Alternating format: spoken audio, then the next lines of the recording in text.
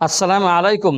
আপনি কি স্বপ্নে ছেঁড়া বা নষ্ট টাকা দেখছেন, নোট দেখছেন? যদি আপনি দেখেন তো আপনার এই স্বপ্নের ব্যাখ্যা কি হতে পারে আজকের ভিডিওতে আমরা নিয়ে এসেছি। তো যদি আপনি ক্লিক করে দিয়েছেন, দেখা শুরু করে দিয়েছেন, তো দেখে যান, কয়েক মিনিটের ব্যাপার, বেশি খুব একটা জটিলতা নাই এখানে। তো দেখুন, আমরা সরাসরি বিষয়ে চলে যাচ্ছি। স্বপ্নে ছেঁড়া বা নষ্ট টাকা দেখা কিছুটা সতর্ক বার্তা নির্দেশ করে। এটি অকার্যকর কোনো পরিকল্পনা, ব্যবসায়িক ক্ষতি কিংবা কারো সাথে প্রতিশ্রুতি ভঙ্গের সংকেত হতে পারে। আবার এটি অহেতুক অর্থ অপচয় করার সতর্কবার্তা হিসাবেও কিন্তু ধরা হয়।